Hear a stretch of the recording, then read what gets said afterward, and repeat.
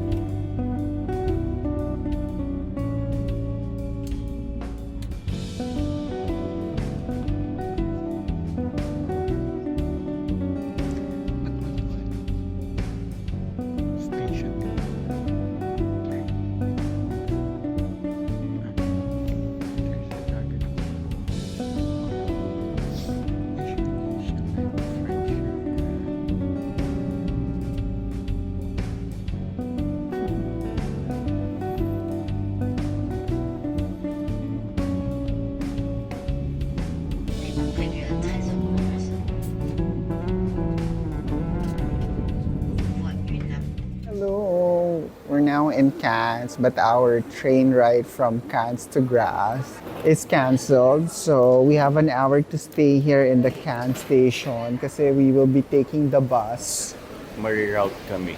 instead of the train. But the 1:40 p.m.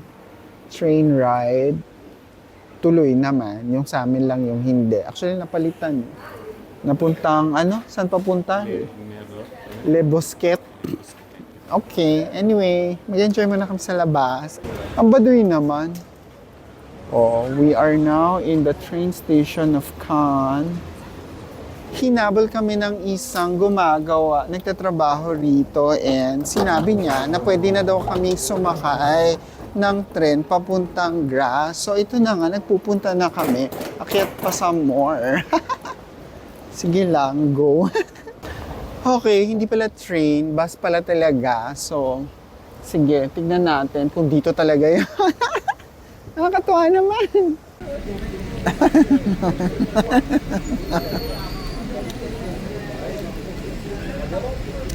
May masasabi ka ba? Grabe.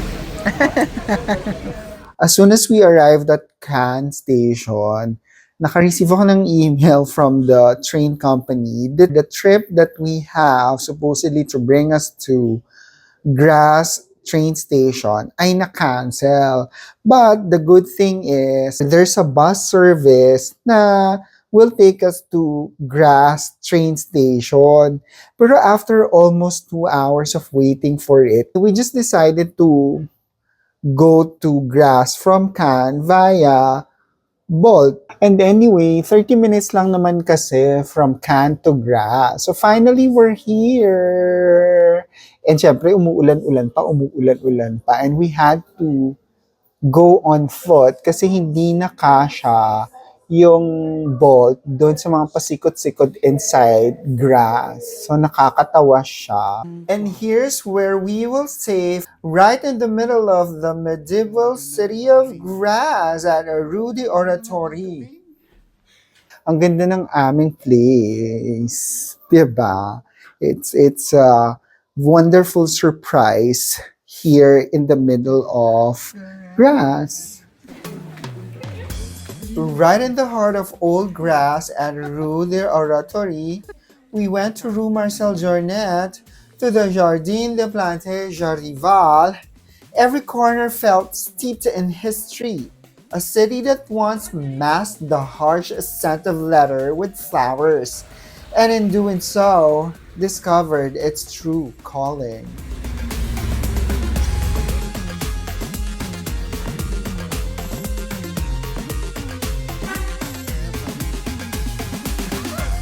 Narinig ko sa video.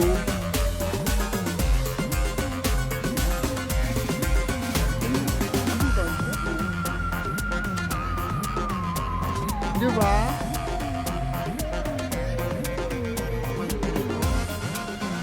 Welcome to Grasse Front.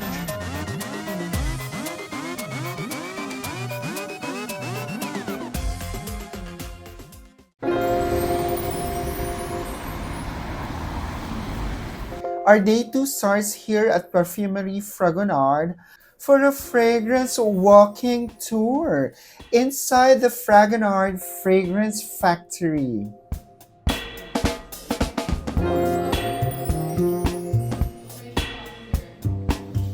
Here, perfume is not just a product, it's an art form.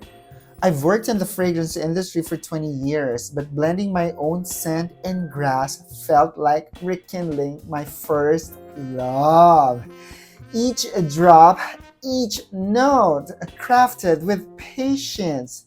The same patience that transformed this town to luxury.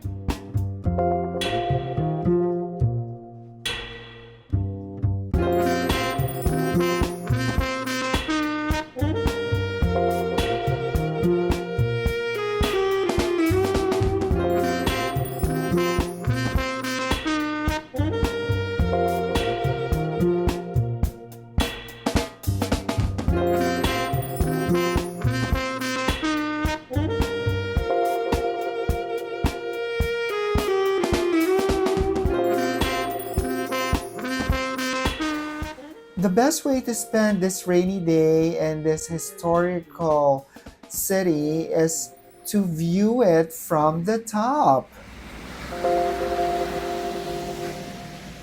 At Point de Vue, near the cathedral, for a panoramic view, a city that whispers its story through every stone in scent.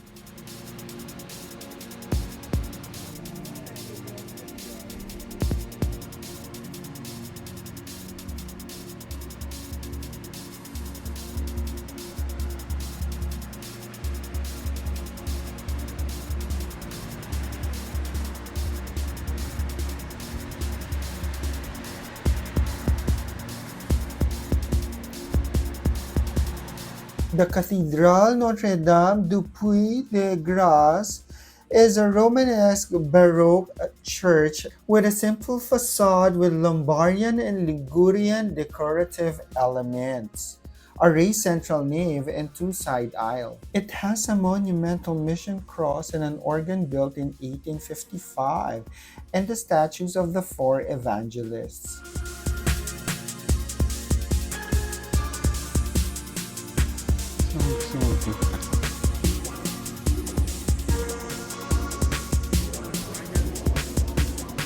Slow down for coffee and pastries at Le Croissant Rose.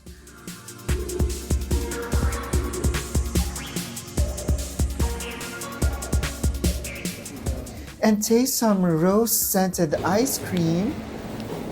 So I'm having a citron vert ice cream. And a violet flower ice cream.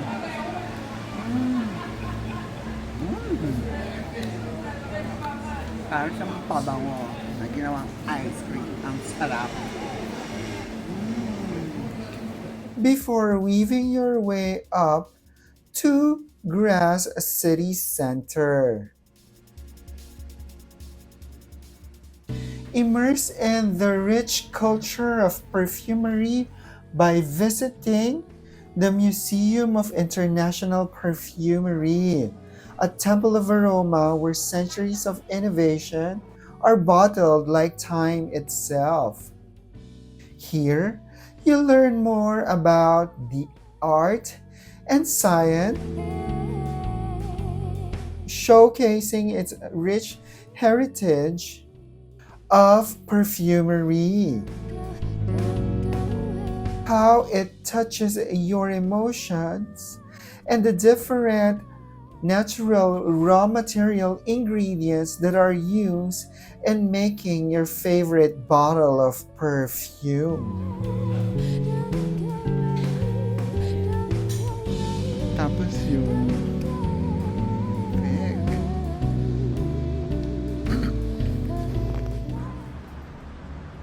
Yeah. Oh my God. Yan, bango.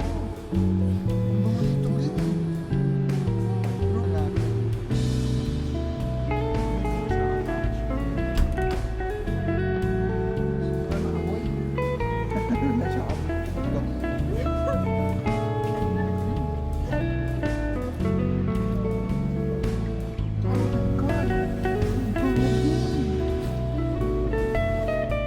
And get acquainted in the different ancient rituals and the perfection of the perfumery industry through time.